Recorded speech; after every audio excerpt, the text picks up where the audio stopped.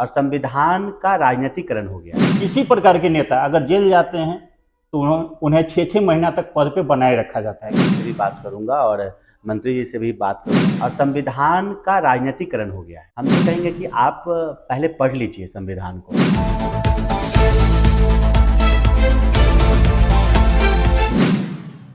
नमस्कार, अभी हमें खबरिया देश तक के चैनल के स्क्रीन पर दिख रहे हैं। अभी हम बात करने जा रहे हैं वैशाली जिले के एक युवा समाज सेवी और काफ़ी चर्चित चेहरा हैं किसले जी।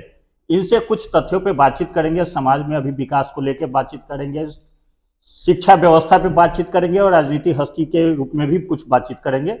सर नमस्कार। प्रणाम। सर, अभी के दौर में राजनीति हस्ती में लोगों का अक्सर देखा जा रहा है कि कहते हैं कि हम संविधान को ज़्यादा जानते हैं, तो और संविधान की बुक पॉकेट में लेके घूमते रहते, तो ये कहाँ तक तर्कसंगत होगा? देखिए, अभी बहुत मैं देखता हूँ कि लोग मंचों पर जाकर संविधान दिखाते हैं। हम तो कहेंगे कि आप पहले पढ़ लीजिए संविधान को। हमारा जो संविधान है इतना बढ़िया है।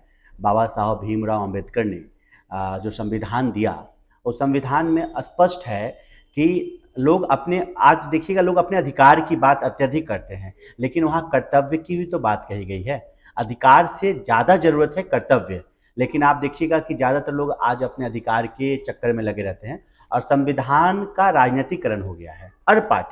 हर पार्टी सिर्फ अपनी तुष्टीकरण की राजनीति के लिए, जातीय विद्वेष को बढ़ावा देने के लिए, धार्मिक विद्वेष को बढ़ावा देने के लिए संविधान का सहारा लेती है। और सच्चाई इसके इतर होता है। सच्चाई ये होता है कि उनसे अगर पूछ लीजिए कि किस आर्टिकल में संविधान में क्या लिखा गया है और किसको क्या अधिकार दिया गया है, क्या मौलिक कर्तव्य हैं हमारे, हाँ, फंडामेंटल राइट हैं, फंडामेंटल ड्यूटीज़ हैं, लेकिन आप उस पर कोई आपको बता नहीं पाएगा। आप पूछ भी दीजिएगा ना कि आर्टिकल कितना में ये लिखा है कि संविधान ने ये अधिकार दिया, कि नहीं बता पाते हैं। तो संविधान, देखिए, बाबा साहब भीमराव अम्बेडकर भी देख रहे होंगे तो उनको भी बड़ा दुख होता होगा कि हमने ऐसे नेताओं के लिए संविधान बनाया है। इस संविधान की बात आती है तो एक बात आता है आईपीसी की धारा। संविधान के तहत ही चीज चलता है, देश का कानून है। तो सर, अभी देखा जा रहा है कि देश में दो तरीके के कानून चलाए गए हैं। एक सरकारी कर्मी जब किसी केस के कारण 1 से 2 दिन या 3 दिन जेल चले जाते हैं तो उनको निलंबन कर दिया जाता है, जबकि वहीं राजनीति हस्ती से किसी प्रकार के नेता अगर जेल जाते हैं तो उन्हें 6-6 महीना तक पद पे बनाए रखा जाता है। ये कहाँ तक सही है सर? दो नीति एक ही देश में। देखिए, अभी क्या है ना कि अभी देखा होगा आपने कि आईपीसी की जगह पे बीएनएस हो गया है, भारतीय न्याय संहिता उसको दिया गया है। तो उसमें बीएनएस में बहुत सारी धाराएं बदली हैं, बहुत सारी धाराओं में परिवर्तन आया है। लेकिन मैं ये देख रहा हूँ कि इस तरह से इसमें आपने जो कहा कि सरकारी कर्मचारी के लिए अलग और नेताओं के लिए अलग, तो उसमें कई कॉन्ट्राडिक्शन हैं। सरकारी, आप देखे होंगे कि बहुत सारे भ्रष्टाचार के मामले उजागर हो रहे हैं। अभी आपने देखा होगा एक जिला शिक्षा पदाधिकारी के यहाँ बोरे में नोट बरामद हुए। तो पहले तो मुझे लगता है कि पहले तो इस पे लगाम लगाने की अत्यधिक आवश्यकता है, इस पे। और बाकी फिर आगे इन चीज़ों पे जब लगाम लग जाएगी, जब जैसे ही भ्रष्टाचार पे लगाम लगेगा तो चीज़ें ठीक हो जाएंगी। सर, मेरा कहना था कि एक सरकारी कर्मचारी जब वो पकड़ाते हैं तो तत्काल निलंबन का दंश उनको झेलना पड़ता है। वहीं एक राजनीति हस्ती से जुड़े हुए जो भी हैं, विधायक हो, सांसद हो या जो भी हो, वे जब किसी आरोप में पकड़ाते हैं तो उन्हें 6-6 महीना तक पद पे बनाए रखा जाता है। ये कहाँ तक न्याय उचित है?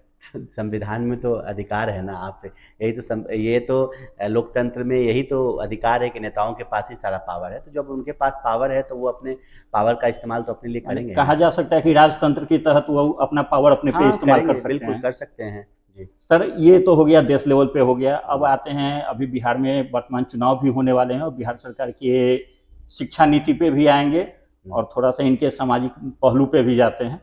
अभी सर, यहाँ ये वैशाली जिला में एक बढ़िया जगह है जहाँ पे कभी आयुर्वेद अस्पताल हुआ करता था के सेंस में कहा जाता है कि 90 के बाद वो अस्पताल को बंद कर दिया गया। जिस समय 90 में वर्तमान लालू प्रसाद की सरकार आई थी, बंद कर दिया गया और वो खंडहर नुमा है। अच्छा।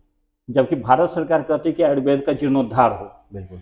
तो सर कहाँ तक ये सही है? नहीं, अगर ऐसी बात है तो ये बिल्कुल सही नहीं है, क्योंकि अन्य राज्यों में आप देखिएगा आयुष चिकित्सा को बहुत प्रमोशन मिल रहा है।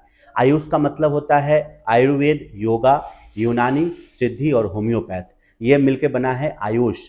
और उस आयुष पद्धति जो कि देसी चिकित्सा पद्धति है भारत की, उसमें आयुर्वेद का एक बड़ा महत्वपूर्ण स्थान है। और आयुर्वेदिक जो पद्धति है वो बहुत ही मान्य पद्धति है। होम्योपैथ, आयुर्वेद, ये सब बहुत मान्य पद्धति। अगर आयुर्वेद हॉस्पिटल खंडर है तो ये बहुत चिंताजनक विषय है, और मुझे आपने इसकी जानकारी दिया है तो मैं अपने स्तर से भी अभी कोशिश करूँगा कि वहाँ के जो स्थानीय विधायक हैं उनसे बात करके, या फिर स्वास्थ्य मंत्री जी से बात करके इस विषय को मैं ज़रूर रखूँ, क्योंकि ये कहीं न कहीं जनप्रतिनिधियों की उदासीनता के कारण भी ऐसी चीज़ें होती हैं।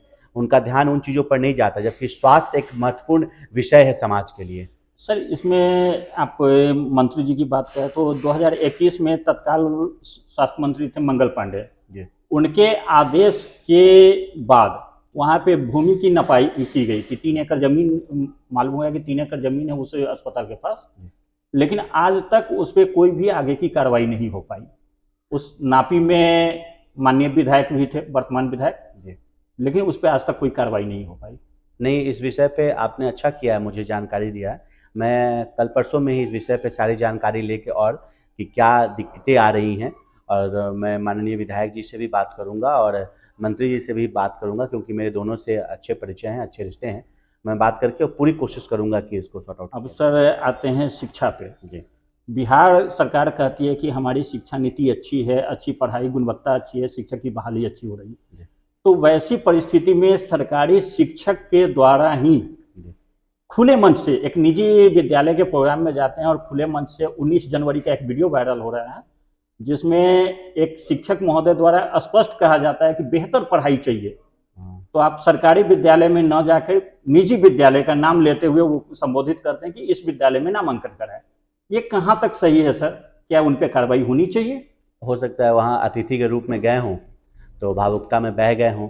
शब्द कहूंगा कि अभिभावक महोदय, आप खूब जान लें कि हम जान रहे हैं कि आप अपने बच्चे को शैक्षणिक शिक्षा और व्यवसायिक शिक्षा देकर के अपने बेटा को, बेटियों को एटीएम कार्ड बनाना चाहते हैं। आपकी बेटा बेटी एटीएम कार्ड तो हो सकता है, टेक्निकल एजुकेशन पाकर एटीएम कार्ड बन सकता है, लेकिन संस्कारिक नहीं बन सकता, आध्यात्मिक नहीं बन सकता, जब तक कि ये शिशु शिक्षा मंदिर में ये ज्ञान प्राप्त नहीं करेगा, ऐसे शिक्षक में नहीं आकर के शैक्षणिक शिक्षा में नहीं आएगा, उसको संस्कारिक शिक्षा नहीं मिलेगा। इसलिए अभिभावकों से मुझे अनुरोध और विनय और मुअद्दबाना गुजारिश है कि आप अपने बच्चों को इस जहां कहीं भी संस्कारिक शिक्षा, शैक्षणिक शिक्षा के साथ साथ सामाजिक शिक्षा के साथ साथ व्यावसायिक शिक्षा के साथ साथ जहां संस्कारिक शिक्षा का व्यवस्था हो, वहां जरूर आप अपने बच्चों का नामांकन कराएं। आप शिशु मंदिर में जरूर नामांकन करा करके अपने बच्चों को आध्यात्मिक शिक्षा, संस्कारिक शिक्षा से आप उसको नैस कराएं। लेकिन ये सही नहीं है। देखिए, इसे ये साबित कर रहे हैं, आप अगर खुद सरकारी स्कूल के शिक्षक हैं और आप ये साबित कर रहे हैं कि आप प्राइवेट स्कूल में बच्चों को मोटिवेट करें जाने के लिए, इसका मतलब है कि आप अपने कर्तव्यों का निर्वहन अच्छे से नहीं कर रहे हैं। इसका मतलब आप खुद अपनी योग्यता पर सवाल खड़े कर रहे हैं। मतलब वो शिक्षक अपनी योग्यता पर सवाल खड़े कर रहे हैं। आप शिक्षक हैं सरकारी विद्यालय में और आप कह रहे हैं कि बच्चों का एडमिशन प्राइवेट स्कूल में, इसका मतलब आपकी योग्यता, आप खुद की योग्यता पे सवाल खड़े कर रहे हैं। तो ये बहुत चिंताजनक विषय है और ऐसा नहीं होना चाहिए। मुझे लगता है कि सरकारी विद्यालयों की स्थिति पहले से बेहतर हुई है, इसमें कहीं कोई दो राय नहीं है। जो जर्जर भवन थे वो सब भी अच्छे हुए हैं, और बच्चों इस बार जो बीपीएससी के द्वारा जो बहाली हुई है उसमें अच्छे शिक्षक आए हैं, बहुत पढ़े लिखे शिक्षक सब आए हैं। तो निश्चित रूप से व्यवस्था बदली है और बदलनी चाहिए। जितनी अच्छी व्यवस्था होनी चाहिए वैसी है नहीं, लेकिन मुझे उम्मीद है कि जिस प्रकार से नए शिक्षक आए हैं और नए शिक्षक और पुराने शिक्षक दोनों का अनुभव बहुत काम आएगा बच्चों के। थैंक यू सर, आगे भी जरूरत पड़ी तो आपसे मदद बिल्कुल, लेते रहेंगे, जानकारी लेते रहेंगे और समाज के लिए जी। कुछ अच्छा आपका भी योगदान रहे, बिल्कुल। यही चाहत रहेगी। नहीं, बहुत अच्छा, और आपका भी चैनल दिन दूनी रात चौगुनी तरक्की करे और नई ऊंचाइयों को प्राप्त करे। आप मेरी देख कामना रहे है। थे खबरिया देश की।